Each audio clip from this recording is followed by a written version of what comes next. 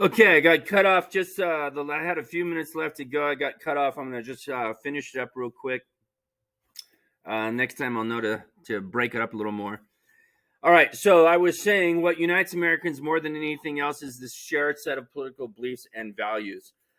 G.K. Chesterton was a noted British observer of American politics. He studied America and made some observations based on that study. It was actually very complimentary in many ways. He said, America is the only nation of the world that is founded on a creed. This is pretty amazing. And it is that creed that has allowed people to change the imperfection of some of those imperfections of the founding itself. All men are created equal. African Americans, other groups have been able to use that creed to change the imperfect application of the system that the founders created, and that has become really part of those overall set of values that we in a society share. So even when a group is denied certain things, they point to that creed, which helps them to get those rights that they deserve. Okay, so this American creed has a number of other elements. We'll take a look at those real quick. So liberty is part of that creed. Patrick Henry said, and you've all heard this many times, give me liberty or give me death. There at the founding, he would have rather have died than live in a country that was not free. New Hampshire, even today, their official state motto is live free or die. Pretty intense. It's actually printed on their license plates.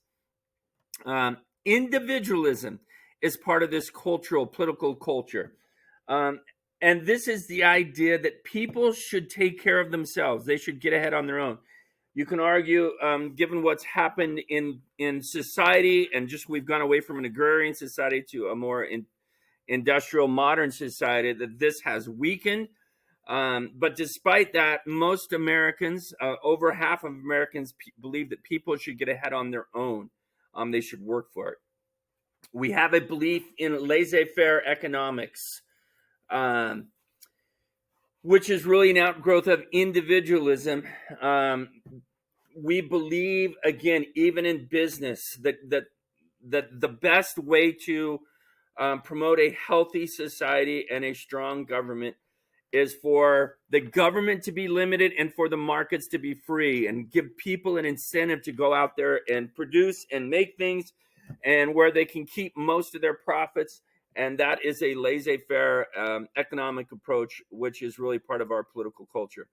Populism, again, going back to Abraham Lincoln in his Gettysburg Address, government of the people, by the people, and for the people. This is what America is. It is government by us. There's no hereditary. There's no kings.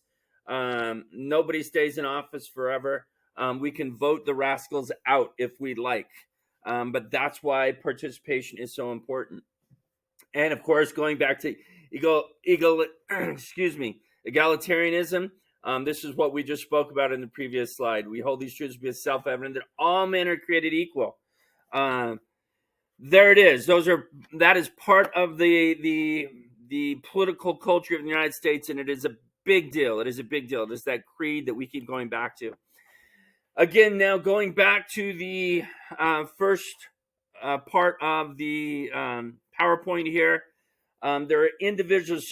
So given everything that we've just said, we talked about government, what it is. Now we ask the question again: what is the appropriate size of government?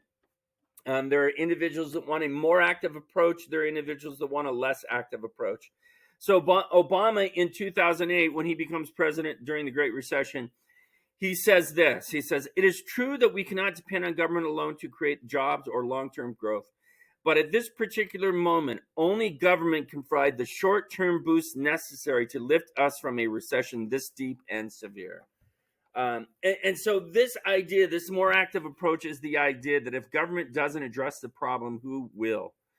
On the other side of the playing field is the less active approach.